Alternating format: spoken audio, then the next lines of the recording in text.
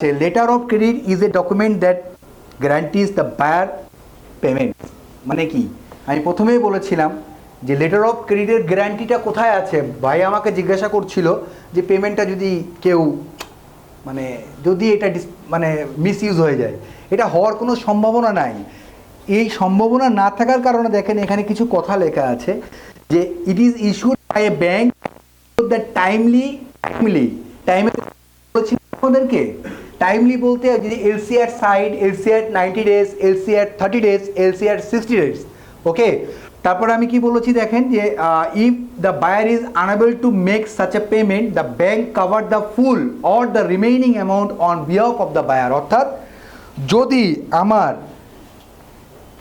এইটা হাতে রাখেন এই যে ফর্ম অফ ডকুমেন্টারি ক্রেডিট যদি ইরোভেকেবল হয় বায়ার যদি আনএবল হয় to give the payment that time bank is liable to arrange and provide your money or dollar so LC ডকুমেন্টারিতে ইরোভেকেবল কথাটা থাকা কতটা ইম্পর্টেন্ট সেটার ইম্পর্টেন্সে আপনারা হয়তো এখন বুঝতে পারছেন বায়ার আপনার টাকা দিতে নাই পারে আপনি এলসির টার্মস অ্যান্ড কন্ডিশন ওটা করেননি আপনি আরেকটা করেছেন এটার জন্য ব্যাংকও লায়াবল না বায়ারও লায়াবল না আমি লায়াবল না আমি আপনাকে টাকা দিব না একটা কোম্পানি দেউলিয়া হয়ে গেছে টাকা পাবেন তখন ব্যাংক আপনাকে সিকিউরিটি দেবে সেই টাকা দেওয়ার কীভাবে সিকিউরিটি দেবে যে কোম্পানির দেউলিয়া হয়েছে সেই কোম্পানির দেউলিয়া হয়ে গেল তো আর এমন না যে আমার কাছে কিছুই নাই তাই নয় কি অ্যাসেট আছে ব্যাংক ওটা কারাপ্ট করবে ব্যাংক ওটা সেল করবে সেল করার পরে এই যে মানিগুলো ব্যাংক প্রোভাইড করবে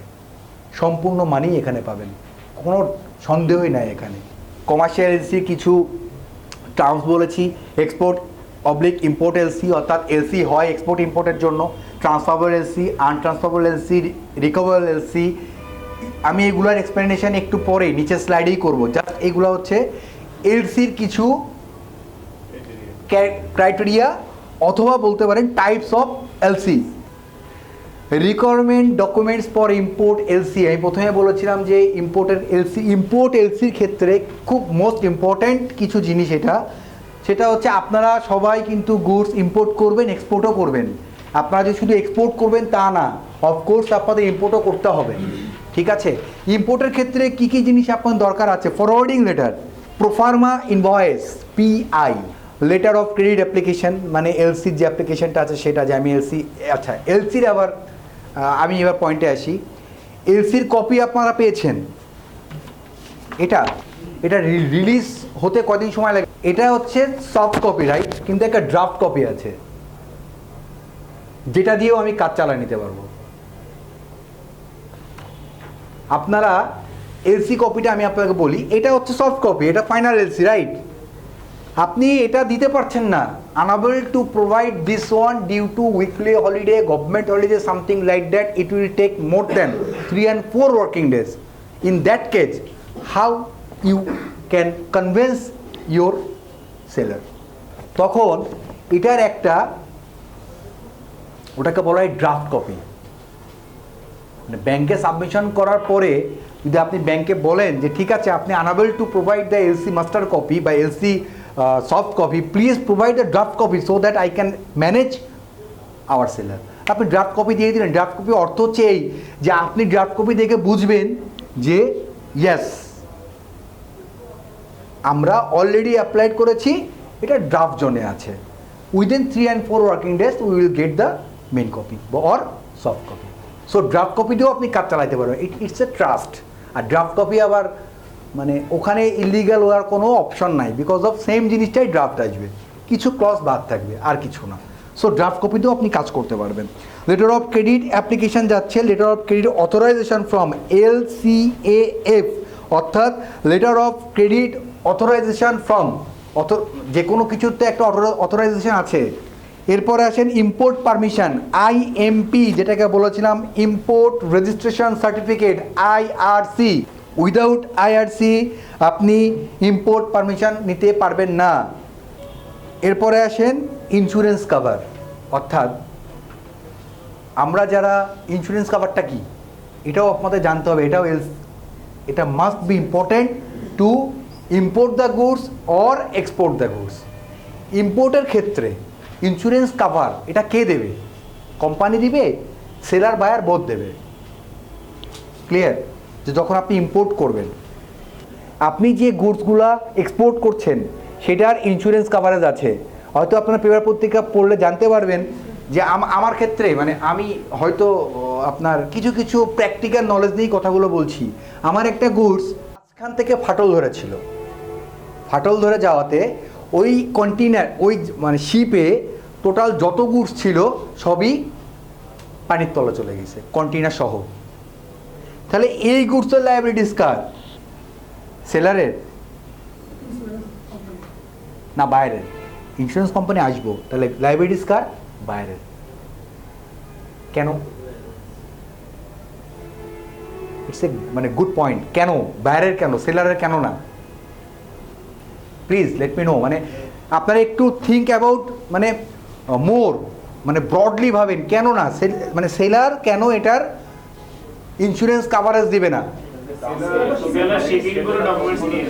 একদম পারফেক্ট। সবচেয়ে বড় কথা লেখা আছে বাইরের সাথে যখন সেলারের agreement or code of conduct sign হয়েছে তখন দেওয়া ছিল FOB, অর্থাৎ ফ্রি অন বোর্ড। যদি ফ্রি অন বোর্ড মানে হচ্ছে আমাদের কাজ হচ্ছে FOB বিজনেস করা, অর্থাৎ ফ্রি অন বোর্ড। আমি একটা গুডস প্রডিউস করছি লাইক দিস ওয়ান, এটা আমি আপনার কাছ থেকে বেচবো, আপনার কাছে বেচবো, আপনি হচ্ছে বায়ার, আমি হচ্ছে সেলার। আমার টার্মস অ্যান্ড কন্ডিশন হচ্ছে এই গুডসের FOB পর্যন্ত ইন্স্যুরেন্স কাভারেজ আমার। Are you getting my point? FOB free on board অর্থাৎ শিপ পর্যন্ত বায়ারের নমিনেটেড ফরওয়ার্ডারের কাছে। নমিনেটেড ফরওয়ার্ডার মানে কি জানেন? জানার কথা, মার্চেন্টিং ক্লাসে আপনাদের করানোর কথা। নমিনেটেড ফরওয়ার্ডার বা ফরওয়ার্ডার, হোয়াট ইজ ফরওয়ার্ডার কেন বলছি? যারা গুডসটা ক্যারি করে নিয়ে গিয়ে বাইরের ডেস্টিনেশনে পৌঁছে দিবে তাদেরকে বলা হয় ফরওয়ার্ডার। এক কথাই শেষ। তাহলে এই গুডসটা আমি টার্মস অ্যান্ড কন্ডিশন হচ্ছে বড় ভাইয়ের সাথে আমার FOB ফ্রি অন বোর্ড, অর্থাৎ আমি তার নমিনেটেড সাপ্লায়ারের কাছে গুডসটা দিয়ে দিলাম। লাইক ঠিক এইভাবে ধরেন গুডসটা আমার লাইবিলিটি শেষ, আমার আর কোনো লাইবিলিটিস নাই। এবার কার লাইবিলিটিস? এখন আমি যাত্রাপথে এই গুডসটা আমার আগুন নষ্ট হয়ে গেল, রেসপন্সিবিলিটি কার? রেসপন্সিবিলিটি কার? নো নো নো, ভুল হচ্ছে, সেলারের। ক্লিয়ার? যাত্রাপথে এটা আগুন লেগে ডিস্ট্রয় হচ্ছে, ইন্স্যুরেন্স কাভার কে পাবে? বাংলাদেশ থেকে একটা গুড় চিটাগং যাওয়ার পথে হরতালকে কেন্দ্র করে পেট্রোল বোমাতে 10,000 পিস গুডস পুড়ে গেল, এটা রেসপন্সিবিলিটি বায়ার নেবে? যদি সমুদ্রে যাওয়ার পথে গুডসগুলো ডুবে গেল, রেসপন্সিবিলিটি সেলার নিবে? Simple equation. I think you are more clear about insurance coverage. Any question about that? Import ডকুমেন্টসের ক্ষেত্রে দেখেন, আমি এইসব টার্মসে ঢুকবো না। বিল অফ এক্সচেঞ্জ লাগবে, আপনারা এক্সপোর্টের ক্ষেত্রেও বিল of exchange must be required. Commercial invoice লাগবে। কমার্শিয়াল ইনভয়েসে কি থাকবে? কমার্শিয়াল ইনভয়েসে এটা আমি 5 টাকা দিয়ে বেচবো, আমার কোয়ান্টিটি 25,000, 5 25 কত আসছে? 125, অর্থাৎ $1,25,000 এটা আমার থাকতে হবে। আদারওয়াইজ কমার্শিয়াল ইনভয়েস পারফেক্ট হবে না। এখন বলতে পারেন কমার্শিয়াল ইনভয়েস তো অনেক সময় কমার্শিয়াল ডিপার্টমেন্ট থেকে বলছে ভাই আপনার কমার্শিয়াল ইনভয়েস রং, আপনি ভুল দিচ্ছেন, প্রাইস ভুল দিচ্ছেন।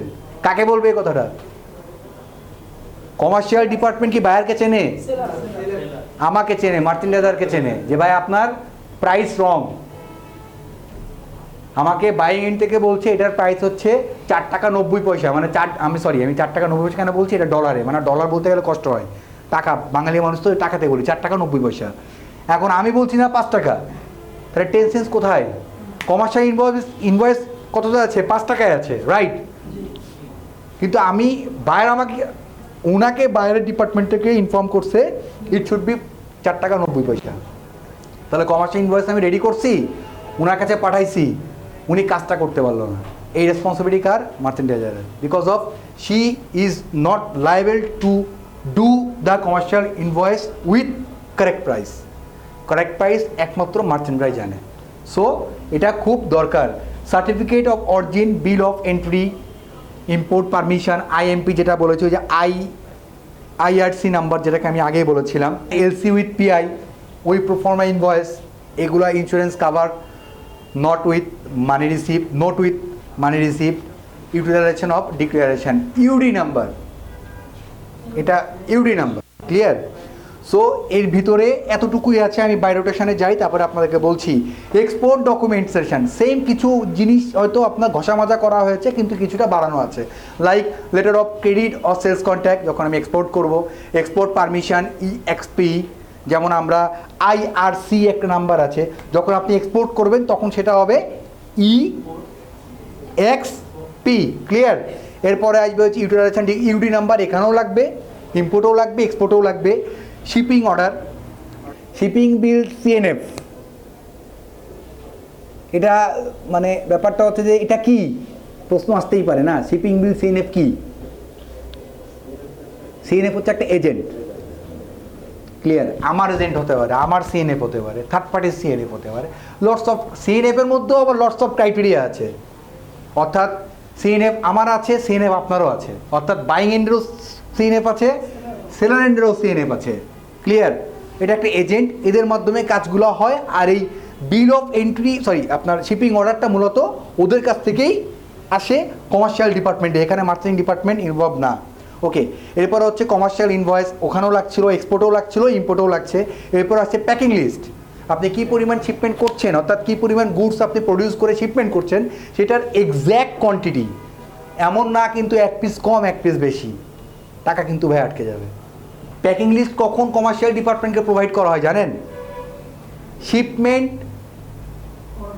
কার্টুন হয়ে যাওয়ার পরে, ইন্সপেকশন কমপ্লিট হওয়ার পরে,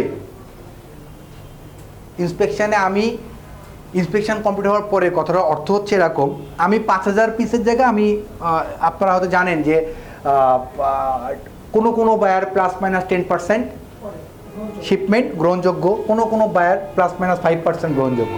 ক্লিয়ার? এই প্যাকিং লিস্টটা তখন ফাইনাল সাবমিশন কেন করা হচ্ছে? কিউসি যখন ইন্সপেকশন করছে তখন কিছু গুডস বাদ চলে যেতে পারে। ওই যে বড় ভাই বলেছিল কিউসি ইন্সপেকশনে ফেল হতে পারে না, হয়তো 500 পিস গুডস, 300 পিস হোল বা 200 পিস শিপমেন্ট করবো। তাহলে আমি যদি এখন 500 পিস দিয়ে প্যাকিং লিস্ট বানাই দিই, কমার্শিয়াল ইনভয়েস তো আপনাকে পিটাবে ভাই, আপনার চাকরি থাকবে না। আচ্ছা, এরপরে আমি যাচ্ছি হচ্ছে, দেখেন ইনকোটার্মস কিছু আছে 2020-এর রুলস। এখানে আপনি পাবেন এফএএস কি, এফওবি কি, যেটা আমি বললাম ওই যে মানে এইগুলো হচ্ছে কি দেখেন ইনকোটার্মস। এই যে আপনাদের ইন্স্যুরেন্স কাভারেজের যে ব্যাপারটা ছিল, আমি শুধু এফওবিতে আপনাদেরকে বুঝিয়েছি, কারণ এটা বহুল প্রচলিত একটা টার্মস। ইনকোটার্মস হচ্ছে এফওবি, এবং বাংলাদেশের more than 90% factory, more than 90% organization FOB business করে। এরপরে আছে ক্যাশ ইনসেন্টিভ। এই ক্যাশ ইনসেন্টিভটা দেখেন, in order to encourage readymade garments export in accordance with the export lead economic growth strategy of the country, the government of Bangladesh provides cash incentive to ready-made garments export. অর্থাৎ আমি যে এলসিটা করেছি, আমি ব্যাংকের কাছ থেকে 90% টাকা নিয়ে নিতে পারবো। কেন বলেন? ব্যাংক দেখছে এটা সিকিউরড, সো ব্যাংক আপনাকে টাকা দিতে এতটুকুও দ্বিধাবোধ করবে না। আপনি শুধু অ্যাপ্লাই করবেন, টাকা পেয়ে যাবেন। এমনও আছে অর্ডার আসার পরে আপনারা 50% টাকা নিয়ে আপনারা অন্য আপনাদের ইনভেস্টমেন্টে লাগাই দিয়েছেন, নো প্রবলেম। এই জন্যই ইউরোভেকেবল টার্মসটা এত ফোকাসিং, মাথায় রাখবেন সবসময়। 4% regular cash incentive, 2% for eurozone export, 1% special incentive, 4% new market. Anyway, এগুলো হচ্ছে মার্চেন্টাইজিংয়ের টার্মস অ্যান্ড কন্ডিশনের মধ্যে পড়ে যাবে। মার্চেন্টাইজিং হয়তো এভাবে করতে পারে, new market, new buyer, commercial department তাদের সাথে কি করে কি আনতে পারবে, টাকা পয়সা কী করে নিয়ে আসবে, ম্যানেজমেন্ট যদি পুয়ার বলতে ভাই গার্মেন্টস স্টেটটাতে প্রচুর লিকুইড মানির প্রয়োজন হয়। লিকুইড মানি কোটি কোটি কোটি ডলারের প্রয়োজন হয়। এক একটা ফ্যাক্টরি আমরা সচরাচর বলে থাকি যে ভাই আপনারা ইনকাম করতেছেন, আমাদেরকে তো দিচ্ছেন না। ব্যাপারটা কি এমন? আপনার কি মনে হয়? আপনি সবাই প্রত্যেকে 1 লাখ টাকা করে একটা মুদিখানার দোকানে খাটান, দেখবেন কালকে সকাল থেকে আপনারা গিয়ে বসে থাকবেন কতটুকু সেল হচ্ছে আর কতটুকু আমার আসছে, আমার রাইট? সো গার্মেন্টস কোম্পানির মালিকরা কোটি কোটি ডলার ইনভেস্ট করে রাখছে, কোটি কোটি ডলার। আমার একটা ফ্যাক্টরিতে আগুন লাগছে রিসেন্টলি, 400 টন ফেব্রিক ডিস্ট্রয় হয়েছে। Can you imagine? 400 ton fabric, 400 ton fabric ভাই, একটু মানে এরকম না ভেবে একটু এরকম ভাবেন, 400 টন, প্রতি কেজির দাম যদি $10 ধরি তাহলে 400 টনের প্রাইস কত আসে? এটা রেসপন্সিবিলিটি কি বায়ারের না ফ্যাক্টরির? কিন্তু ইন্স্যুরেন্স কাভারেজ আছে, সিম্পল। আমি ইন্স্যুরেন্স কভার করব। আগুন লেগেছে কি কারণে, লাগানো হয়েছে নাকি শর্ট সার্কিট হয়ে লেগেছে, সেটার আবার ইন্স্যুরেন্স কোম্পানি থেকে ইনভেস্টিগেশনের প্রয়োজন আছে, ঠিক আছে? সো ইনভেস্টিগেশন হওয়ার পরে এটা দেখবে কমপ্লায়েন্স টিম। আচ্ছা, the national board of revenue, NBR, আচ্ছা এটা provided facility NBR. So special bonded warehousing, অর্থাৎ দেখেন ভালো করে বুঝবেন, the national board of revenue NBR বাংলাদেশের provided a facility called bonded warehousing to support export-oriented industries for importing inputs, raw materials and packaging materials without paying any duty or tax. বুঝতে পেরেছেন? আমার এই বন্ডেড টন্ডেড আর যাওয়ার দরকার নেই, উপরের কথাতে আপনি বুঝে যাচ্ছেন যে জেনারেল স্পেশাল বন্ডেড আছে ভাই, না থাকলে তো আমি জেনারেল বিসিএস ক্যাডারও আছে, স্পেশাল বিসিএস ক্যাডারও আছে। স্পেশাল বিসিএস ক্যাডারের অর্থ কি আর জেনারেলের বিসিএস ক্যাডারের অর্থ কি বলতে পারবেন? আমি বলে দিচ্ছি। জেনারেল হচ্ছে ধরেন অ্যাডমিন, একটা অ্যাডমিন, বিসিএস ক্যাডারের সবচেয়ে ডিমান্ডেবল জব হচ্ছে অ্যাডমিনের। তারপরে ফরেস্ট, এরপরে ধরেন ক্রাইটেরিয়া করতে করতে করতে আসছে বিসিএস স্বাস্থ্য, আসছে ইসলামিক হিস্ট্রিতে বিসিএস ক্যাডার মানে কোনো একটা ভার্সিটির লেকচারার। তেমনি স্পেশাল বলতে বোঝাচ্ছে হচ্ছে আপনার অ্যাডমিনকে, আর জেনারেল বলতে বোঝাচ্ছে হচ্ছে আপনার এই শিক্ষা বা আদার্স খাতকে, ঠিক আছে? না ইপিজেড, ভাইয়া ইপিজেডের সাথে আপনি বাইরের ফ্যাক্টরি তুলনা করবেন না। Export processing zone, EPZ means হচ্ছে এক্সপোর্ট প্রসেসিং জোন, অর্থাৎ without payment not a single piece body আপনি ওখান থেকে বের করতে পারবেন না, চুরিও করতে পারবেন না। চুরি করলে আপনার লাইসেন্স ক্যান্সেল, সিম্পল। চুরি করলে কি হবে? Licence cancel. Export processing zone থেকে আপনি কোনো শিপমেন্ট যদি করতে চান তাহলে অবশ্যই আপনাকে মাস্টার এলসি বা এলসির আওতাভুক্ত হতে হবে। ওখানে আপনাকে কিছু ক্লজ দেওয়া থাকবে মাস্ট, যে আমি এক্সপোর্ট প্রসেসিং জোনে আমি বিজনেস করছি। যারা সেলার এবং যারা বায়ার, যদি কেউ এক্সপোর্ট প্রসেসিং জোনে বিজনেস করে থাকে, both party are more aware about shipment and payment. Without payment they cannot release any goods to buyer on seller. Clear cut কথা। জেনারেল বন্ডেড ওয়ারহাউজিং মধ্যে স্পেশালের মধ্যে কিছু টার্মস অ্যান্ড কন্ডিশন আছে, জেনারেলের মধ্যে কিছু টার্মস অ্যান্ড কন্ডিশন আছে। Depending on the situation export company they are using both. এখন যদি বলি কেন, আপনি প্রশ্ন করছেন ভালো, কেন? হয়তো আমি স্পেশাল বন্ডেড ওয়্যারহাউজিং যদি ব্যবহার করে থাকি, আমি হয়তো এই স্পেসিফিক প্রোডাক্টের জন্য আমি ডিউটি ফ্রি করতে পারছি, অর্থাৎ আমার ট্যাক্স লাগছে না। আমার কথাটা ভালো করে বুঝবেন। আমি স্পেশাল বন্ডেড ওয়্যারহাউজিংয়ের জন্য যদি আমি, এখন এটা স্পেশাল এটা জেনারেল, আমার দুইটাই আছে। আমি এটা কিনবো চায়না থেকে, এটা কি স্পেশাল, তাহলে আমি স্পেশাল বন্ডেড ওয়্যারহাউজিং ইউজ করবো কেন? Tax free, VAT free. এটা আছে আমার জেনারেলে, প্রোডাক্ট ক্যাটাগরাইজ অনুযায়ী পেশ করে দেখেন এখানে বলা আছে ক্লিয়ার, প্যাকেজিং ম্যাটেরিয়ালস। আমার উত্তরটা ওখানেই ছিল, দেখেন ক্লিয়ার লেখা আছে ইনপুটস, র ম্যাটেরিয়ালস অ্যান্ড প্যাকেজিং ম্যাটেরিয়ালস। এখন সকল trimming like fabrics, like yarn, এগুলো চলে যাওয়া হচ্ছে স্পেশাল বন্ডের ক্ষেত্রে, আর জেনারেলের ক্ষেত্রে চলে যাওয়া হচ্ছে আপনার যেটা আমরা আলটিমেট গুডস চলে যায়। Import under UD and UP. UD নাম মানে আমি এর আগে বলেছিলাম যে আপনার ইউটিলাইজেশন ডিক্লারেশন, এটা হচ্ছে ইস্যুড বাই বিজিএমইএ আর বিকেএমইএ, অর্থাৎ বিজিএমইএ এর কাছ থেকে ইম্পোর্ট করার জন্য দেখেন বিজিএমইএ এর কাছ থেকে ইউডি নাম্বার ছাড়া আপনি ইম্পোর্ট করতে পারবেন না। অর্থাৎ বিজিএমইএ এর যে ইউটিলাইজেশন ডিক্লারেশন একটা নাম্বার দেবে, সেই নাম্বার, অ্যান্ড ডিম এক্সপোর্টার ইউজ, এটা আমি আসলে ইউপির সাথে আমার মনে হয় না যে খুব বেশি কাস্টমস বোর্ড কমিশন এটা ইনভলভ, কিন্তু যদি ইউডি আপনি পেয়ে যান তাহলে আপনার ইউপি পেতে আপনার প্রবলেম হবে না, বিকজ এই যে ইউটিলাইজেশন অ্যান্ড ডিক্লারেশন নাম্বারটা ফ্রম বিকেএমইএ অর বিজিএমইএ, আর এরপরে যে ইউটিলাইজেশন পারমিশন, অর্থাৎ প্রত্যেকটা কাস্টমসে জানে যে বিকেএমই আর বিজিএমই এক্সপোর্ট ইম্পোর্ট ব্যবসা করে থাকে, so they release the UP number normally and easily. But যদি আপনি বিকেএমই আর বিজিএমই এর কাছ থেকে ইউপি নাম্বার না নিয়ে থাকেন তাহলে you can not get the UP number. লাইসেন্সের ক্ষেত্রে কি কি থাকতে পারে? ট্রেড লাইসেন্স আছে, লাইসেন্সের হিউজ ক্রাইটেরিয়া আছে, এখানে আমি মনে হয় 20টার মতো ক্রাইটেরিয়া এখানে বা 18টার মতো ক্রাইটেরিয়া এখানে ইনভলভ করা আছে।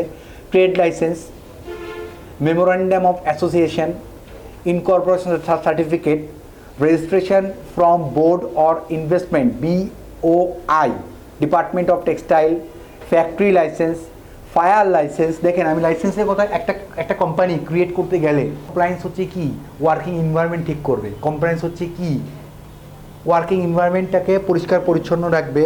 ফায়ার লাগলে কিভাবে যেতে হবে, তারা হচ্ছে আপনার কি বলে ওটাকে সেকেন্ডারি ডোর রাখবে, বা এক্সিট পয়েন্টগুলো ডিফারেন্ট টাইপ হবে, অর্থাৎ নর্মাল এক্সিট পয়েন্ট আর আগুন লাগলে আরেকটা পয়েন্ট। ওয়ার্কিং এনভায়রনমেন্ট, ফিজিক্যাল অ্যাবিউজমেন্ট যাতে না হয়। এই কমপ্লায়েন্সটা আসলে অ্যাকর্ডটা মনে করেন হোল ইউরোপ এখন অ্যাকর্ড সাপোর্ট করে, অ্যাকর্ড ছাড়া আমরা অর্ডার প্লেস করব না। সো আপনি আপনার কোম্পানিকে অ্যাকর্ডের আন্ডারে আনতে হবে, এছাড়া আপনি অর্ডার পাবেন না বাইরের কাছ থেকে। অথবা তাদেরকে দেখাতে হবে yes we are working and within 2 and 3 years, not hours, not month. অ্যাকর্ডের আনতে হলে আপনাকে 2 থেকে 3 বছর ওটাকে প্র্যাকটিস করতে হবে। দেন ইনভেস্টিগেশন হবে from third party, they will investigate and they will আপনার prepare the documents and send to the buyer. তারপরে আপনি অ্যাকর্ডের আওতাভুক্ত হলেন কি না তখন আপনাকে তারা জানাবে। সো এটা নিয়ে আপনাদের 4-5টা ক্লাস করানো পসিবল, 3 ঘন্টা করে, হিউজ এরিয়া। সো এই লাইসেন্সের যে ব্যাপারগুলো থাকে ইটস এ কমপ্লায়েন্স। লাইক ধরেন এই যে আমি বলছি ফায়ার লাইসেন্স কি, আপনার কোম্পানিতে আগুন লাগছে, বেরোয়ার রাস্তা নাই, ফায়ার লাইসেন্স আপনার করা আছে, বেরোয়ার রাস্তা নাই। ফায়ার লাইসেন্স যে করছেন নিশ্চয়ই কোনো না কোনো ইন্স্যুরেন্স বা লাইসেন্স তাদের কাছ থেকে তো করে নিয়ে আসছেন, তখন আপনি ইন্স্যুরেন্স কাভারেজ পাবেন না। ইন্স্যুরেন্স কোম্পানি আপনার কাছে টাকা নিচ্ছে 5,000 করে, কিন্তু কোনো দুর্ঘটনা ঘটলে ফেরত দেবে 50 লাখ টাকা। তারা কি এত সহজেই দেবে বলে আপনার মনে হয়? আপনার কি মনে হয় দেবেন? সো তারা অবশ্যই ইনভেস্টিগেট করে লাইসেন্স, ওয়ার্কিং এনভায়রনমেন্ট, কী কারণে লাগছে, বা আপনার প্রপার ওয়েতে ফ্যাক্টরি চলছে কিনা, এগুলো তারা দেখবে। সো এই লাইসেন্সিংয়ের ভিতরে হিউজ পার্ট আছে। It's also involve with commercial. For what? ধরেন ফায়ার আগুন লেগে ফ্যাক্টরি পুড়ে গেছে, টাকাটা কোথায় আসবে? কমপ্লায়েন্সের কাছে টাকা আসবে, মার্চেন্টের কাছে আসবে, অ্যাকাউন্টস ডিপার্টমেন্ট এটা কাজ করবে না, এই কমার্শিয়াল রেডি করবে, অ্যাকাউন্টস টাকা নিয়ে চলে যাবে। এটাই তো হচ্ছে আপু নাকি? আচ্ছা, এখানে আপনার একটা ফ্যাক্টরি লাইসেন্সিং করতে গেলে একটা ফ্যাক্টরি ডেভেলপ করতে, সো এই লাইসেন্সগুলা থাকতে হবে। তেমনি একটা গার্মেন্টস ইন্ডাস্ট্রি বললাম, আজকে এখানে আমি 10টা সুইং মেশিন দিয়ে আমি শিপমেন্ট করতে পারবো? আমি এখানে মাল সেলাই করে হাউস বিল্ডিংয়ের মাস্কট প্লাজার পিছনে বিক্রি করতে পারবো, আমি শিপমেন্ট করতে পারবো না, কারণ এই ফ্যাক্টরি আমার বিকেএম এর রেজিস্ট্রেশনভুক্ত ফ্যাক্টরি হতে হবে, বাইরেরা সেটা চাইবে। আমি জানি না আপনারা কাজ করবেন, ফিউচারে কাজ করবেন কেন, জাস্ট এক্সপ্লেন করছি। আপনি বায়ার চাইলে ডেভেলপ করতে পারবেন? এত সহজ একটা বায়ার চাইলে ডেভেলপ করা যায়? সে কিসের পরে বেস করে আপনার কাছ থেকে আপনাকে অর্ডার দিবে? সো এই ক্ষেত্রে দেখা যাচ্ছে কি যে আপনারা নতুন নতুন বায়ার ডেভেলপমেন্ট করবেন, be careful about that. Buyer development করা খুব একটা কঠিন কাজ না, আবার খুব যে ইজি সেটাও না। বায়ার ডেভেলপমেন্ট করতে হলে আগে বায়ারকে আপনাকে বুঝতে হবে সে কী চাচ্ছে, কী চাচ্ছে না, কোন কমার্শিয়াল টার্মে কাজ করতে। আপনাকে বায়ার সবসময় চাইবে কি তার মনের মতো, অর্থাৎ সে ফাঁকি দিতে পারবে আপনাকে, কথাটা মাথায় রেখেন কিন্তু। আর আপনি কাজ করবেন কি লাভবান হওয়ার জন্য, অর্থাৎ আমি আমারটা বুঝি, তোমারটা আমি বুঝবো বিজনেসের সময়, আমি তোমাকে গুড কোয়ালিটি গুডস দিব।